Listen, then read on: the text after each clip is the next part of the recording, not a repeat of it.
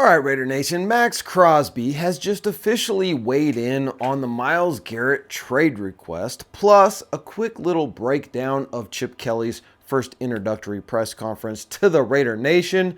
All that and more on today's episode of the Raider D podcast.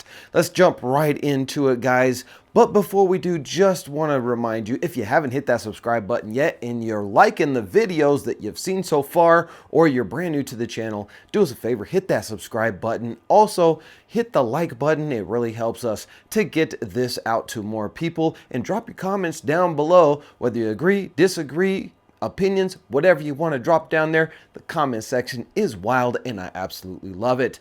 Let's talk about Maxx Crosby weighing in on Myles Garrett trade request. Now there's a couple of different things that you could look at this trade request and or at his response to Myles Garrett's trade request, and it could go either way. Either it's Maxx Crosby showing his support for Myles Garrett, being on a terrible team that has done nothing year after year after year to really improve that team, and understanding why he wants out because Maxx Crosby's feeling the same way. Or it's Maxx Crosby gently saying, Myles Garrett, maybe you should come over here because the two of us together could make a dynamic duo and a really good football team. I'm going to hope and pray that it's the latter, right? I hope it's not Maxx Crosby signaling that he feels the same way as Myles Garrett and he wants out too, right? I don't think that's the case. I think right now, after AP got fired and after the terrible season that we had last year, I think Maxx Crosby went out on social media and he let it be known that he is not happy with the direction of this team.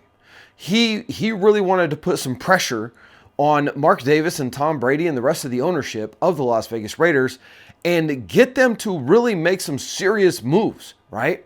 Stop pinching pennies when it comes to coaches. Stop going out there and finding guys that are not going to help this team and bringing them in. Even though he was pounding the table for Antonio Pierce, and I think maybe he was a little bit upset that Antonio Pierce was fired. That's his guy. They have a very close relationship. Maybe he believed in Antonio Pierce. But in all reality, I think that even Maxx Crosby realized that Antonio Pierce was in over his head as a head coach, and he just wasn't ready for the position to run an NFL team at this point. I think Antonio Pierce should absolutely take on another job somewhere else, go back to being a linebackers coach, work his way up the ranks as a defensive coordinator, and then eventually get another shot at being a head coach. Because one thing is undeniable, Antonio Pierce got those guys to play hard.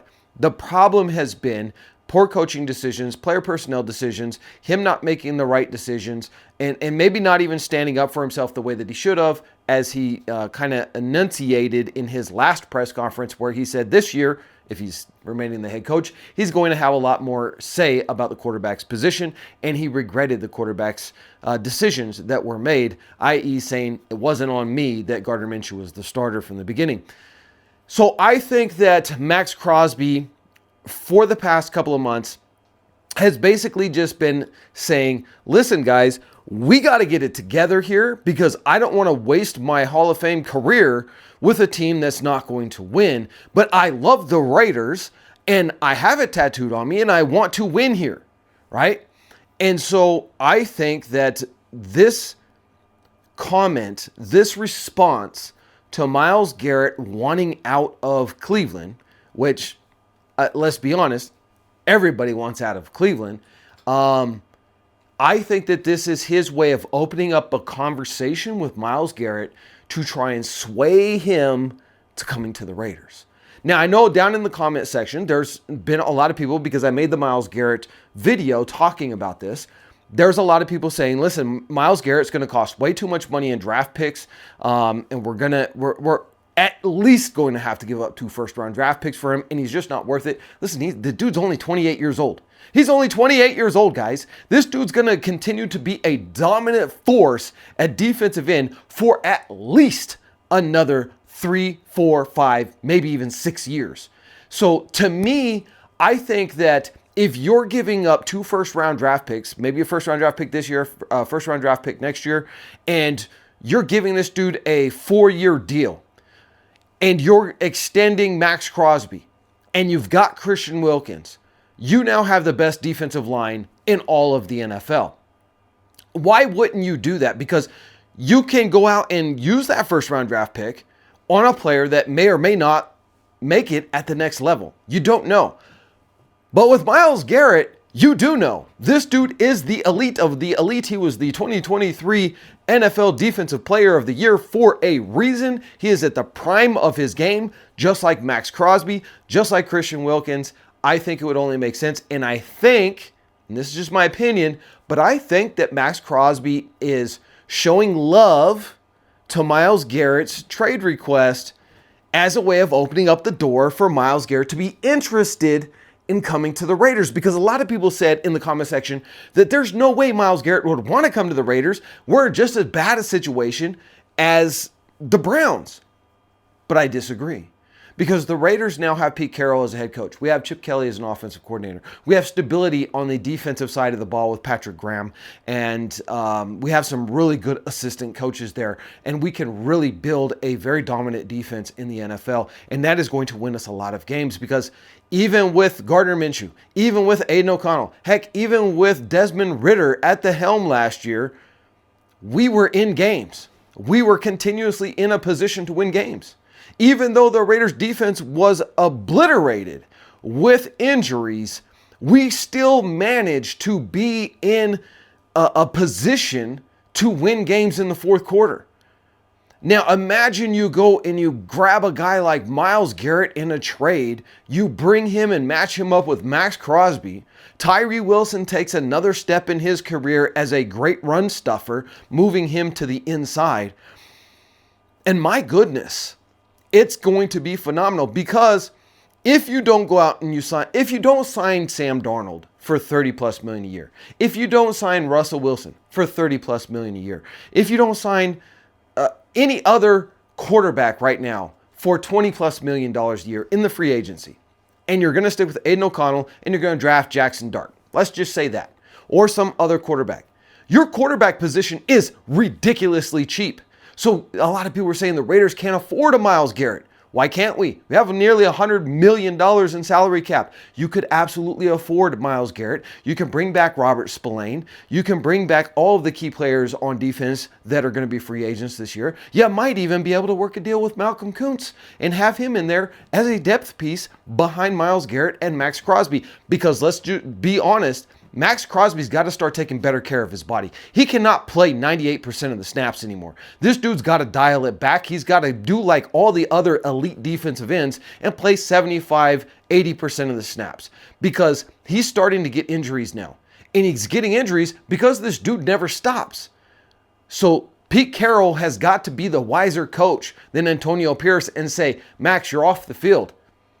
You're not playing 98% of the snaps. I know your number is 98, but you're not going to play 98% of the snaps. We need you available at the end of the year. Well, when you have a Myles Garrett out there, when you have a Malcolm Kuntz to spell people, you can absolutely do that. And again, it just makes the Raiders a better defense. So drop your comments down below and let me know how you feel about this. Is Maxx Crosby trying to work the wheels of getting Myles Garrett to the Raiders, or do you think he's on the other side and he wants out like Myles Garrett wants out of Cleveland? I'll read as many and respond to as many as I can. Now, about Chip Kelly and a couple of key points about his presser that was really impressive. The number one thing about it was that he said, you have to work with the quarterback that you have, whether that's free agent, whether that's draft, or whether it's your current roster. You have to adjust your offense to the strengths and weaknesses of your QB1, whoever it's going to be.